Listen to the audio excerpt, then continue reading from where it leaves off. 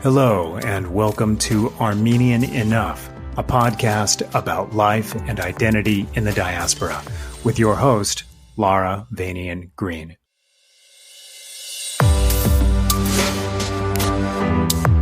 Hello, and welcome to this episode of Armenian Enough.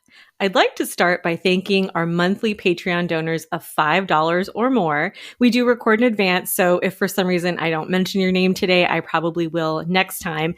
But I owe a deep, deep gratitude to those of you who are donating and showing your support, and I'd like to name just a few of you. I would like to thank Andrea Noravian, Alyssa Zakarian, Elizabeth Bowles, Zari Yasayan, Talar Keosian, Monica Davidanian, Elisa Aslanyan Zamora, Anna Darian, Narine Hagopian, Marguerite Sagatelian, Lori Yatarian, Natalie Arshakian, Justin Muradian, Ara Babayan, Ara Kasparian, Emma Shanavian, and Aaron Carr. Thank you so much for being patrons of this show. It means the world to me. I truly, truly appreciate it from the very bottom of my heart. Thank you for supporting us and for making these conversations possible. Today's guest is an award-winning filmmaker who has been featured in Vogue, In Style's February 2020 Badass Women's issue, Variety, Hollywood Reporter, The New York Times, Interview Magazine, and many other media outlets. Her latest film, Parev Mama, Hello Mother, is her first narrative short film. Inspired by events in her own life, she wrote, directed, and acted in the film herself. Parev Mama is about a first-generation Armenian-American LGBTQ+ 30-year-old woman conflicted by her sexuality and the traditions and expectations of her culture and her mother in particular. Natalie is also the founder of NES, an acclaimed creative communications agency, and is the creator and curator of Femme On Feast, a digital magazine documenting her adventures as a queer femme feasting on food and travel. That sounds so amazing. Welcome to the show, Natalie Shirinian. I was like, wow, this girl really needs a vacation. No, I'm joking.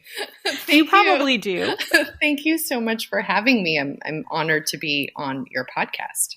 Thank you so much for being here. And I totally thought that you were in New York today, but you're in Los Angeles. In my mind. What part of the year do you spend here versus on the East Coast? I try to do it strategically where I'm not there in the winter, but most of the time I end up there in the winter. So for the past 3 years, I was there during the winter, which I found really funny. It just depends. If there's a project or a meeting or something, then I go out there with my other half. So yeah, it varies.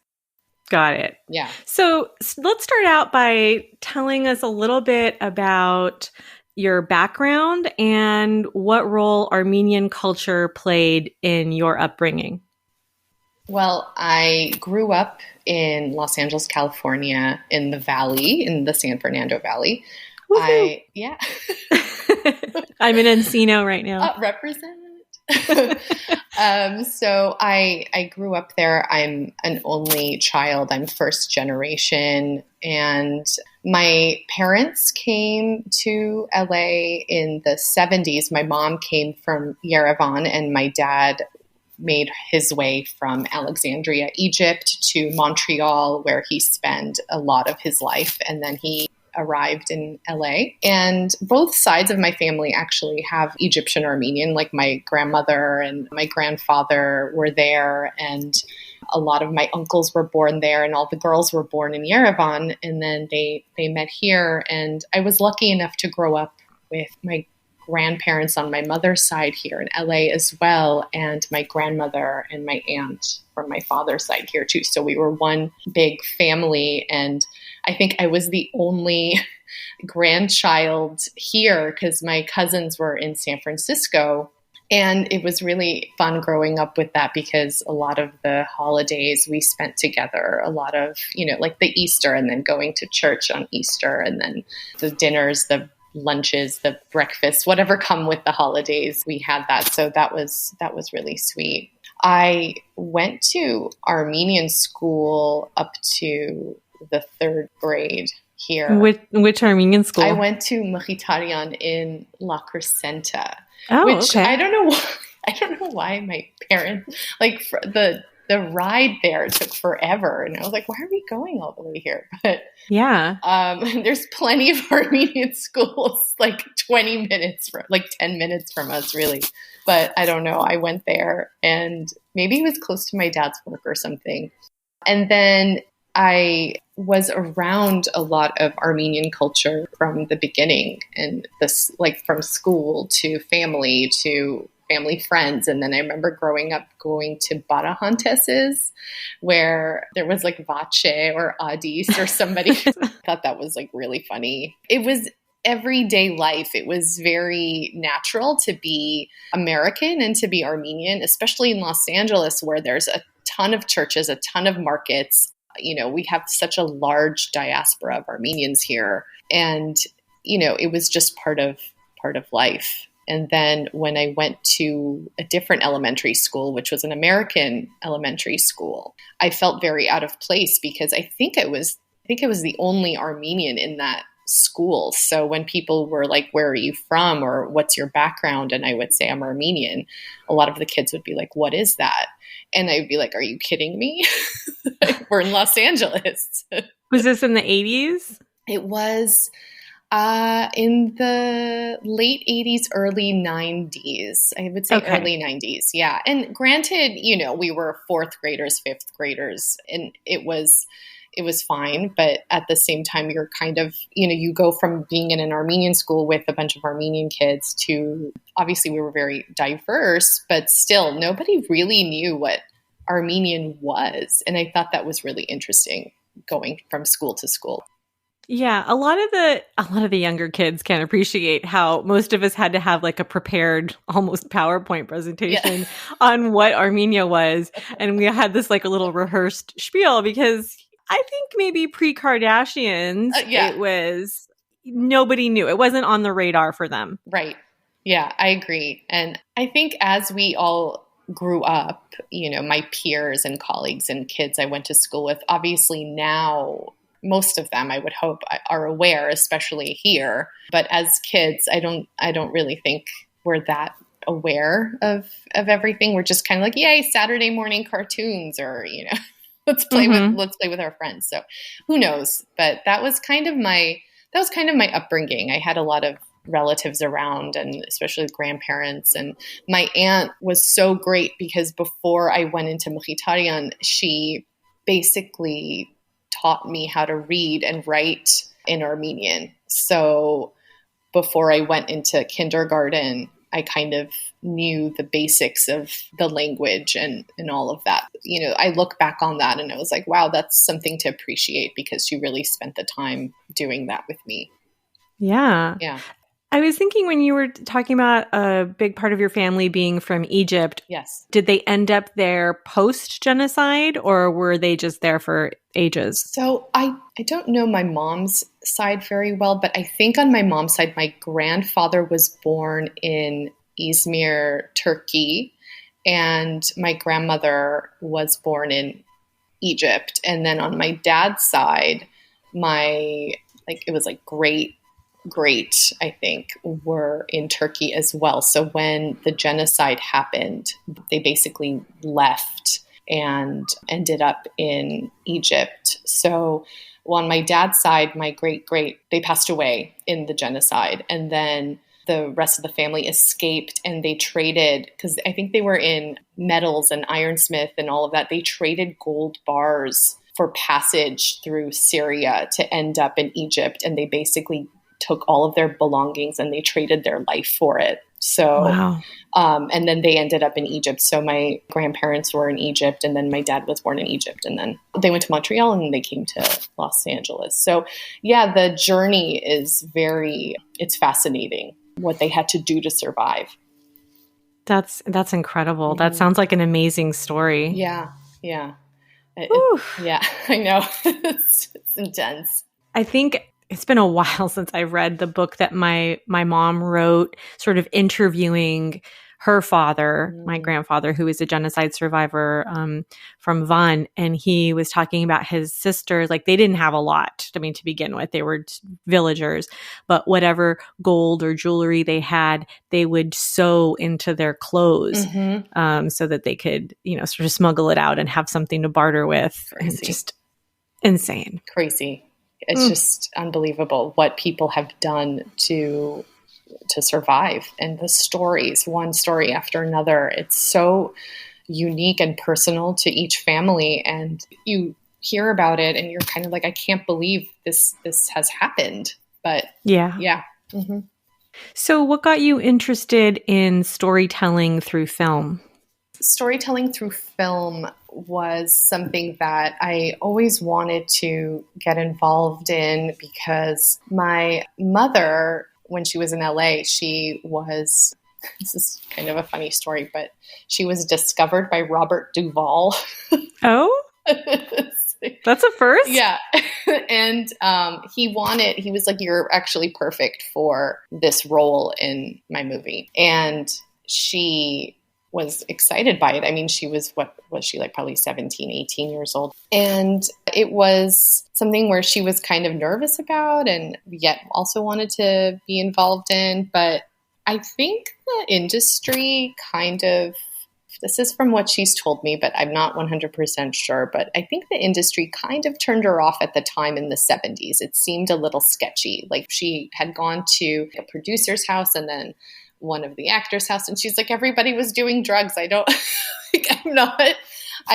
really know how to get involved in this. And so I think she backed out of the whole thing. But then she met somebody else who wanted her to be in this commercial, and she was going to go ahead with it. And then she got into a car accident when she was supposed to, like, I guess, audition or be there or something. And then she was fine, but, and she recovered. But I think just from different experiences here and there, I don't think she went ahead with it. So it was something that she wanted to maybe do, but then got nervous about and all of that. But my uncle, her brother, is an actor, a dancer. He's been in a bunch of different movies as a dancer and commercials and this and that. And then when I was younger, it was just something that I wanted to do. So my mom was like, okay, why don't we try and get you an agent? And then I was introduced to this woman.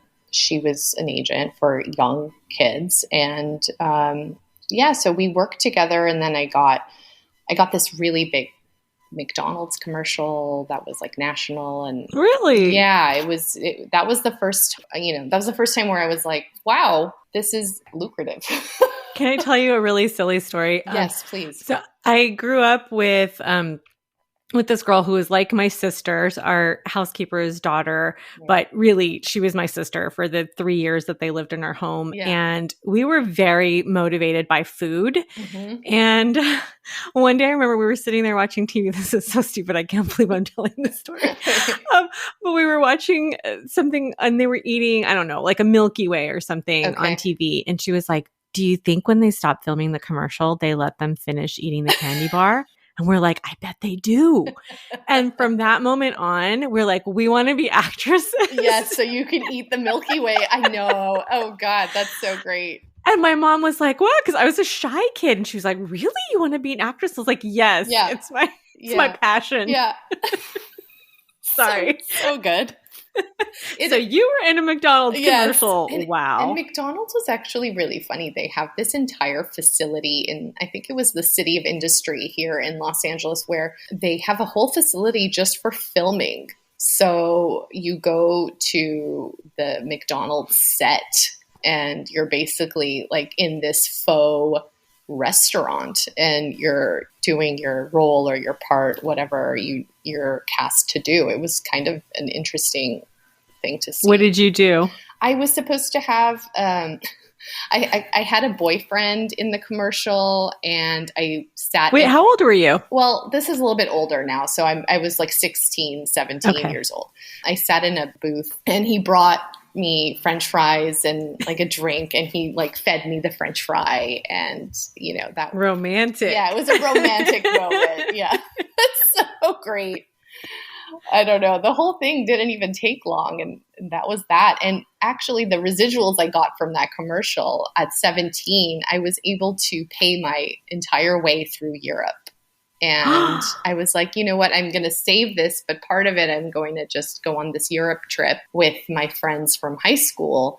And my parents were like, you want to go to Europe with your friends and slum it and do all of these? I was like, yes, I do. I want to pay for my trip. And they're like, go ahead, this is good. And so I did it. And it was so much fun. It was one of the best trips I've ever been on. Okay, so that would be like an American parent response to slumming it through Europe. So tell me a little bit about your folks, because most Armenians are like, are you kidding me? I know. No, I mean, first of all, they didn't want me to go, but my friends in high school were also Armenian. And then we had chaperones and, like those school trips. Okay. Yeah. So with that, they felt a little bit more safe. And my friend's mom was going. So they were like, okay, fine, go ahead. And then, that makes more sense. Yeah. Now. So that's, yeah. If it was just me going on a trip with my friends, they would be like, I don't think so. Backpacking. We end up where we end up. Yeah. They'd be like, no, I don't think so. But then I got, like other parts here and there. And I think when I was in my early 20s, I kind of stopped with the whole acting thing. And I just kind of wanted to see the business side of everything. So I worked at different talent agencies and I saw what it was like to represent talent and how some actors would come in with, so much gratitude for their agents and being like, thank you for this job and this job and this audition. And then some would call in and be like, hi, any work, and is there anything happening for me? So you would see the different dynamics and I'd be like, oh my God, the girl that kind of looks like you is getting all of the jobs right now. But it's crazy. I mean, just seeing that side of things. And then I went into the PR agency side of things. And then I wrote for different magazines. So I kind of wanted to see all of the sides. And then it wasn't until I launched my creative agency, I was like a businesswoman and owner. I just fell into it. I fell into high design and galleries and, that became the people that we worked with at the agency. And after that, I had a thought of combining fashion and design and how so many fashion designers are going into design and interiors and have home collections. And I was like, this would make a great documentary. And one of my best friends and I made this documentary and it took off and it won all these awards and it was doing really well. And from that, I was like, okay, I want to keep going. Let me do a narrative. Let me think of more ideas. And that's basically how everything kind of started to roll on the filmmaking side. So before we get to Parev Mama and the story behind that, I'm just thinking back to this McDonald's commercial you filmed at 16 where your boyfriend was feeding you French fries. Did you know at the time that you were queer? Were you aware of your sexuality or your sexual identity at that time? I didn't know why at 11, I liked Michelle Pfeiffer so much. She's beautiful. Yes. And it wasn't just that you're like, oh, she's so beautiful and I look up to her. It was like something else. I think you were just kind of like, but you don't know what it was. And so you're like, I love her. And then I think it was when I saw, this might sound cliche, but I saw Angelina Jolie in Hackers or something. Oh God, that was her best look. Yes. Or it was one of her earlier films. And I was like. That and Gia. And Gia was incredible. You were like, I think I like women. So I was aware of something. I just knew that it was there. I just didn't know what it was until later in life. Okay. Yeah. Until my teens, late teens. That's kind of where I was like, okay, I think I might be gay. So it sounds like a really slow realization. Yes. Did it change like I don't know, not who you thought you were, but like your place in the community, or like how did the realization affect you? So what was interesting is in high school, I always, there was like cute boys and people, like guys that you maybe wanted to go to the dance with or this or that. But that was my limit. I was just kind of like, okay, I'll go on a date with you, or I'll go on, or to this dance or whatever it might be. But like, I wasn't like that interested. So I think it was maybe 19.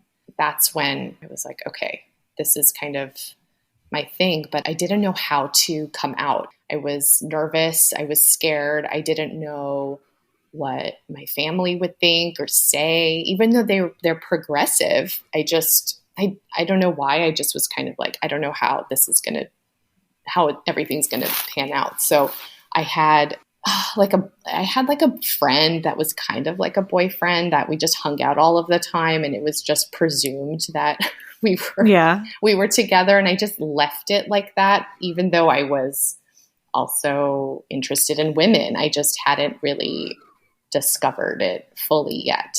So I didn't come out until way later in life, even though my parents were like, are you with this person? And I would try to ignore it as much as I could. I would ignore the question.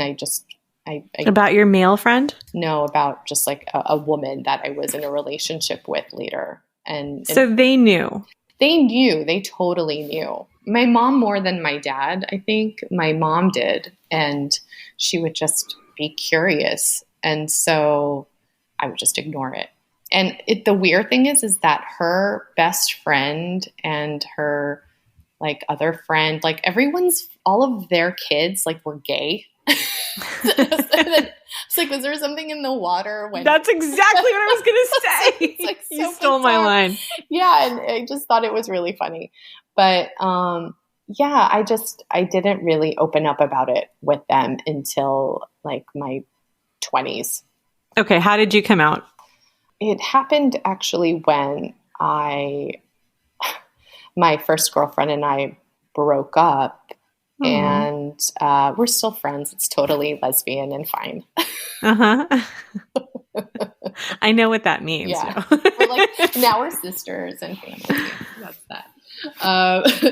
So it happened then. And like, there was this revelation of, I can't keep hiding my life. Like, this was a serious relationship. It was many years. And yes, you assumed, and yes, you knew, but I have to open up about this. And my mom and I were driving in the car, and I basically came out about everything. I was like, I've been in a relationship with this person. These are friends that I've like messed around with. This is kind of my life. And this has always been my life, and all of these things. And she just listened, and she was really good about it. I know that there was moments after where she was like, you sure you don't want to be with a man? And, those questions came up a lot. Like, you can be with a man, and then when I got married to my wife now, even when they met her, they just saw how happy I was and how much love there was there. And it was harder for my mom to kind of accept, but she started to really embrace it. I think both had these visions of what they thought would happen for their daughter, where it was, she meets a guy, she falls in love, she gets married, and there you go. And so this whole other idea and this other reality that was happening, I think it took them a second, because they were just kind of like, whoa. It wasn't like, we're always gonna, we're always proud of you, we're always gonna love you, like immediately when kids come out. It took a second, because you have to kind of put that other reality away and be like, no, this is the reality. This is the reality of my child. This is what she wants. This is her life. And now they fully embrace everything. So, they'll be like, our neighbor's lesbian, so things like that. But, don't get me wrong, like in my 20s or my, late teens, early 20s, where I was trying to navigate it and what I really wanted, it wasn't easy. And obviously keeping it from them wasn't easy, and being afraid to really open up about your sexuality. That was hard too, because you're afraid you're keeping something really important that has to do with yourself, and you're internalizing it. So it took some time. And, I had boyfriends because I wanted to be sure. I was like, are you sure you don't like guys? Are you sure you don't want to be with a man? Are you sure? So there was a lot of trial in that part too. Well, that makes a lot of sense. Right. And I'm just thinking about like my own experience when I first came out as bi to my mom, and they were going through like a really bad divorce. My folks were, and I didn't talk to my dad for a while, and I wasn't close to him for a little bit. And then when I fell in love with a woman, I was like, I'm not bi, I'm a lesbian. Cause like I don't have eyes for anyone else, just this person. Yes. And that's when I came out to my dad, and he's very open-minded for who he is and where he's come from. But I could really see him struggling. He's like, I'm just, all my dreams of walking you down the aisle and of holding your child and of this and that are like going down. And I was like, I can still do all those things.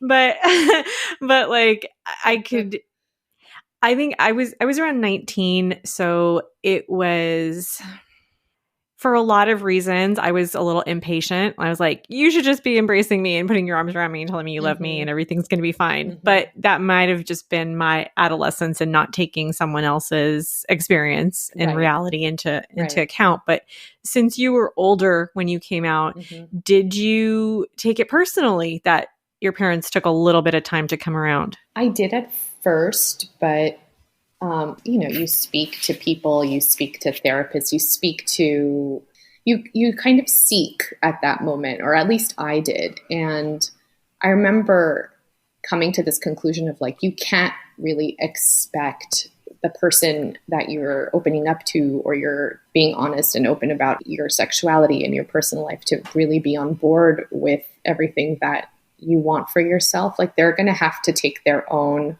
time, and they're going to have to come to their own conclusion. And no matter what that is for them, you just have to embrace your own truth and who you are and what you believe in just for yourself, and be confident and comfortable in that knowledge and in that feeling. So I was trying to separate it. There was moments where I would almost try to force it on them, or get angry, or be like, why aren't you doing this or that? Or, but then I came to this place of like, just accept who you are, and then just give them their own time to process and be comfortable themselves. So, so I think as I got a little bit older and I got more knowledge and understanding of things, I was a little bit more calm about it.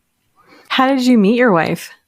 Through a mutual friend, actually. I had come out of my other relationship, and I was sitting at a coffee with a friend of mine, and she, out of nowhere, she was just kind of like, you might be my friend's type, or this and that. And I was like, oh, really? And I was like, well, why don't we all hang out? And so I gave her a bunch of opportunities to kind of for all of us to hang out, and none of them really happened. So I just took matters in my own hands, and I kind of knew who this person was a little bit. And I reached out and I was like, hey, you want to hang out at some point? And she was like, why don't you come to this dinner? And then it all kind of happened from there, and it worked out. It was amazing. And we had actually met while I was in a relationship, and she had told my friend, our mutual friend, don't put me in a room with her. It's not good. Like, I know she's in a relationship, but then later on, after, it was all meant to be. And I thought that was really sweet. And so we've been together, 7 years now?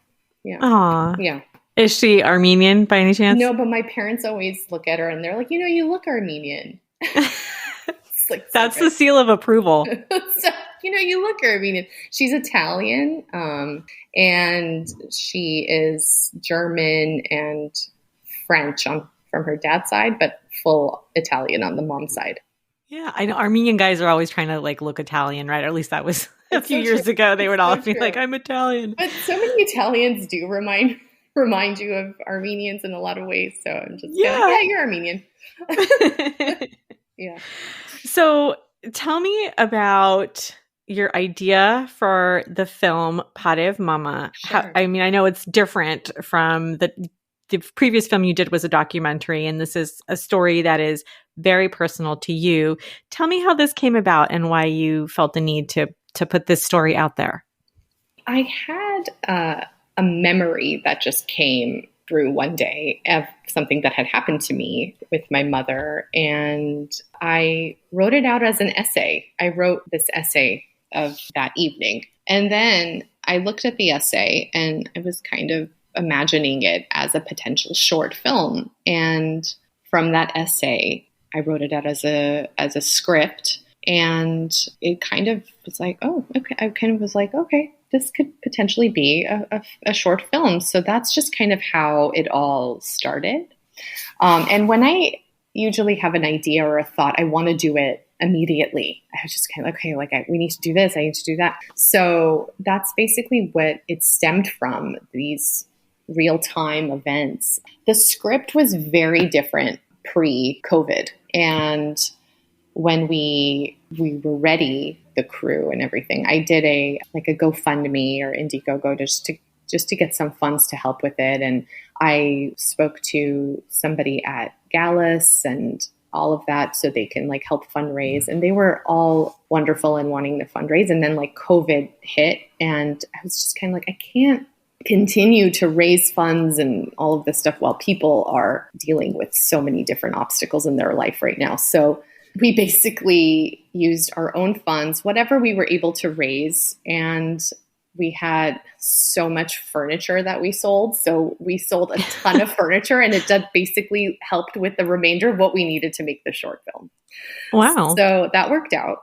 And when we were going to make the film pre-COVID, there was a lot more people involved. There were dancers involved. There was a nightclub scene involved. I was looking to cast the personal Natalie role. I was looking to cast the love interest. So there were a lot more moving parts. So I had to kind of debate whether I at the time, it was last year, whether or not this film was ever going to be made, because we didn't know where COVID was going to, what was going to happen, what was going on and all of that. So we waited a few months until the summer. I think it was July, where Los Angeles was getting a little bit better at the time. And we basically made the crew, maybe we were 6 people.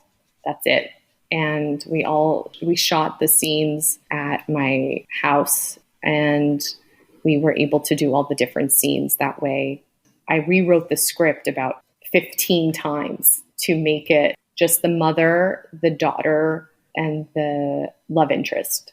And that was it. At the end, it really got to the point that I was trying to make. You're basically torn between this life that you want that has to do with your own personal life and your sexuality and the person that you want to be with, and Armenian traditions and your mom and coming out to her. So it was really, that was at the core, and that's what we were able to accomplish.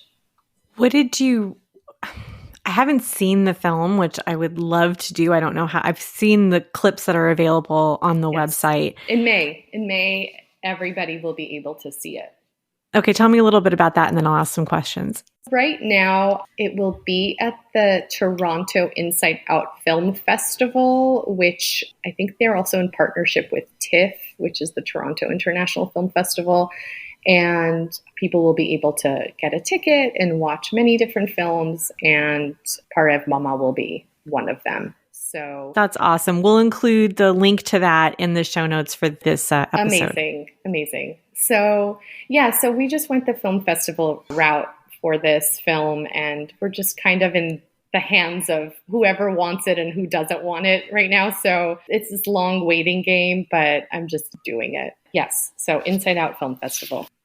So why do you feel it's important to tell this particular story of an Armenian woman coming out to her family? Yeah.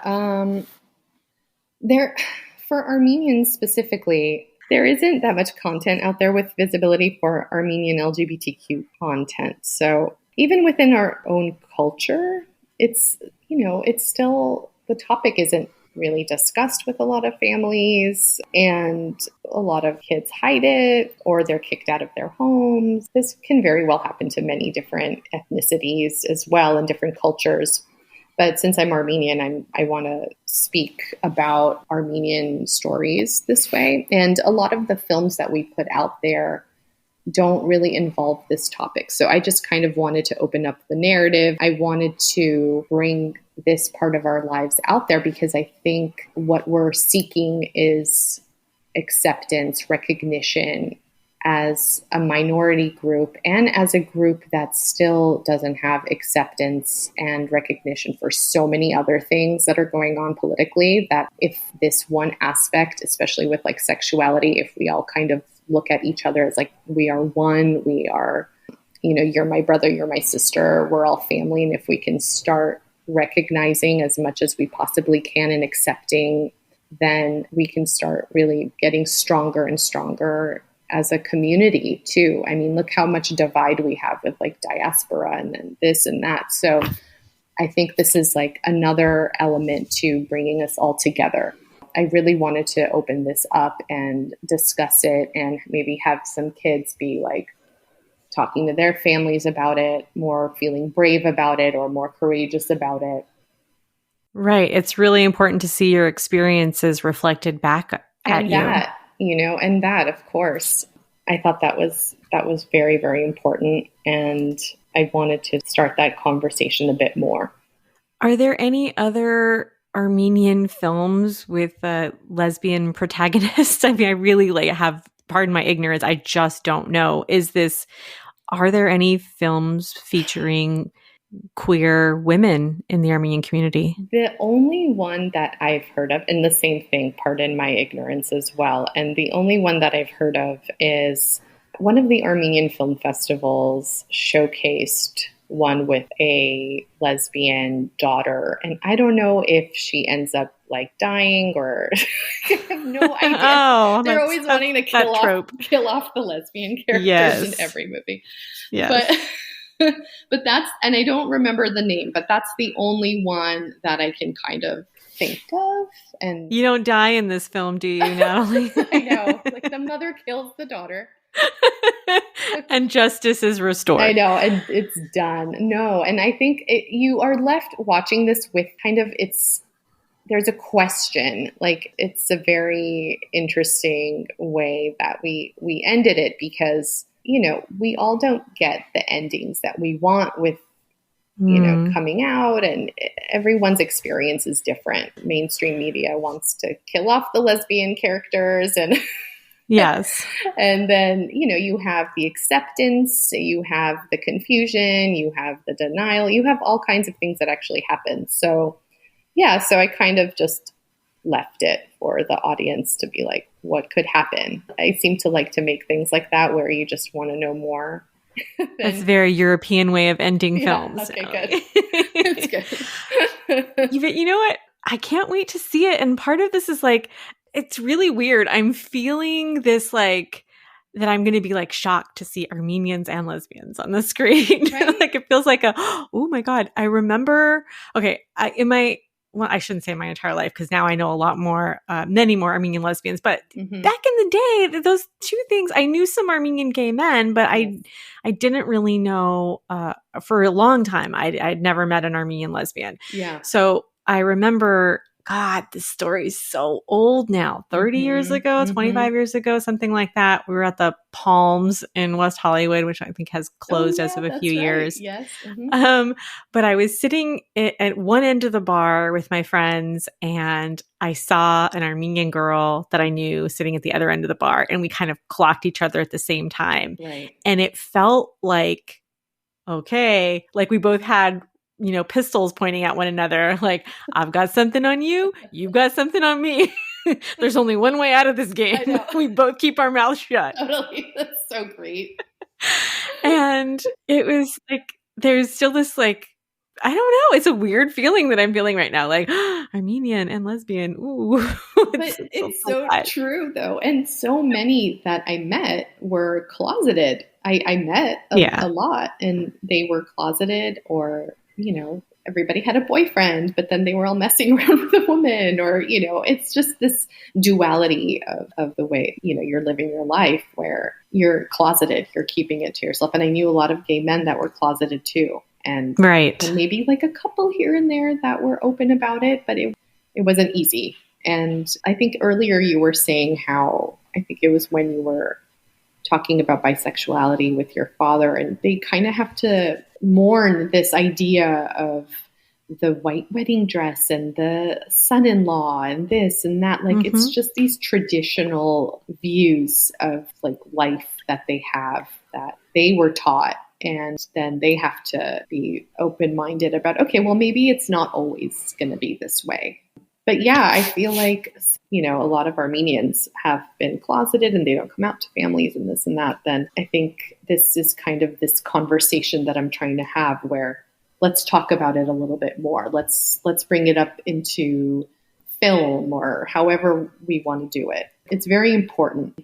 The interesting thing that I got where I was posting about the film on social media here and there, just little like teasers and stuff like that, I was actually getting messages from queer Armenians that were, they haven't even seen this movie. And it's funny how they were like, thank you for bringing this to people's attention or talking about it or being brave enough to make it or, we don't talk about this enough or something. And that in itself, I just kind of thought about it and I was like, wow, this means a lot to me. And it means a lot to queer LGBTQ Armenians as well, because we're having a bit of a conversation about it. It's so important. It is so vitally important to be seen. Yes. Just, as a human quality, but especially now that there's a lot of conversation just in general about representation and about the effect of seeing yourself or not seeing yourself, which sometimes is strange because you don't realize that you're undergoing anything or that I don't know. It's weird. It was a couple of years ago, I think, where they had that movie. Oh God, I'm going to mess up the name of it. What is it? I can't remember. Oh, Speed Duck, duh, about the Armenian earthquake. Yes. And I went there and I saw that in the actual theater, and it was really cool to see a movie that had English subtitles, but that I could hear and understand the Armenian. And it wasn't until I actually experienced it. I mean, I didn't think it was going to be a big deal, but I was like, wow, they're speaking my language on the big screen. Right. It's so great. And to that also, when I went to see Tangerine, I don't know if you've seen Tangerine. No, not familiar. I think the Duplass brothers had something to do with it. And I went to the theater and I was watching them speak in Armenian with the subtitles. And I was just like blown away. And I was just this is so great, the Armenian representation. And you should see it if you don't, if you haven't. It's such a fun and just like a crazy great film. It's so good. I remember walking out of the theater and thinking, is this how Americans feel all the time? Yeah. Like they're just constantly seeing themselves reflected back, or white people, or like whatever you want to call, whatever it is that's being reflected back. It's true. It's crazy. I know it just depends on who the minority is or who's watching it, but definitely just watching and be like, yeah, this is my life, and then being an Armenian and going to a movie and seeing your language and you're just it's almost like a shock because you never see it. You rarely see it. So then you do see it and hear it and you're just like, oh my God, I'm so happy about this, Do you think the story or your film translates to any minority group, or is it like very specifically for an Armenian audience? I think that it could, it is, since it's such a personal story, it obviously has to do with, my life or this or that, but based on true events, because obviously the things that transpired in my life were a bit different, but there was a moment in this film that has happened. And I think if you are any minority or just a gay kid or queer or anybody that feels somehow like different or judged or nervous or in fear of coming out to your family in any way and being brave enough to potentially do so, I think it can speak to them. I think it can go across any medium of an ethnicity, really. It just depends on like how you feel and what you've been through. You know, I think specifically Armenian because it's half in English and half in Armenian with subtitles. So I think with that, you're kind of like really speaking to Armenian LGBTQ. So is it Eastern or Western? It is, I always mix this up. It's Western because it's more like Lipanahai, I guess. It's more like what? Lipanahai, like Lebanese. Oh, Armenian, yeah. Right? Yeah. So that's Western. Yes. Yes. Okay. We've established it's Western. I was thinking because your mom's from Yerevan, like maybe you were brought up speaking Eastern Armenian. And usually you would think that too, but since they have the Egyptian Armenian influence living in Yerevan, she speaks both dialects, but I was taught Western. And it's really funny. The mother character that is played by this younger woman who I just have to say aged herself with makeup because she's such an incredible makeup artist. She does the makeup on Curb Your Enthusiasm and Larry David and all of these people. And she's also an actress, but she is half Greek Armenian, half Persian Armenian, and her dialect was like a Persian Armenian dialect, and she learned how to speak Western Armenian. So she actually taught herself how to speak in my dialect. Amazing. So that worked out well. And I was like, wow, you did a great job. What do you want audiences to walk away with after seeing your film? Well, I kind of want them first to see that there's 3 loving, strong-willed women in this film. So you have, the opinionated and strong mother. You have the daughter who's brave enough to basically come out to the mother and is really looking for cultural change. And the love interest who is pushing for love over fear and to actually help make that cultural change. So overall, I just want them to see that there's like really 3 strong, loving, opinionated, great women in this. And they're all intertwined in some way. So whether it's like your fear or your courage or your love, this film is really about the lead's future defining moment. And I want people to leave basically being like, no matter what the consequences, you have to be honest and true to yourself and do what you need to do to have those feelings. Like try not to hide, try not to be in fear. Don't keep things to yourself that are really true and honest. And they are part of your makeup. That is probably the most important thing. Mm. This is probably true of women in general, but I really strongly feel this when we're talking about Armenian women. Mm-hmm. I feel that Armenian women are so incredibly strong and resilient and adaptable like crazy. Mm-hmm. Like I feel like we keep everything together. Yes. We're the roots, the heart, the memory, the action. Like an Armenian woman to me is just about one of the strongest women out there. And I see it reflected in my friends and I see it reflected in genocide stories. And that's the feeling that I'm getting as you're talking about 3 women struggling through something. Yes. We don't frequently see a lot of films that don't have a man as the hero. Mm-hmm. Mm-hmm. And women are heroes all the time, and we don't see that reflected enough in film. That's so true. And yes, especially strong Armenian women, 100%. I mean, my grandmother raised 8 children. She lost, one of them passed away, and then the other one, this is like earlier, and the other one was like kidnapped. I don't even know the things that have happened on my mother's side of the family. And it's amazing. They got to America. She worked. She had supported this large family. And even in her 80s, early 80s, she would just call a taxi in Hollywood and get in and go wherever she wanted to go. And just everything that she's been through alone, I'm just kind of like, you were one of the strongest women that I knew. And I always think about that. And even my mom's such a strong person. She's been through a lot. And I'm like, wow, the fact that you're so courageous and strong, and she's so deserving of that. And I feel like, yes, as women alone, like we go through a lot, we experience a lot. And not only do we deal with a lot of things, heavy things or extraneous things, we get through it. We know how to do all of that. And I think that's incredible, at least most women that I know. Yeah, I think we inherit the strength of our female ancestors. Definitely. I agree. So as a closing question, what do you want Armenians to know broadly? And then sort of more specifically, what would you like LGBTQ Armenians to know?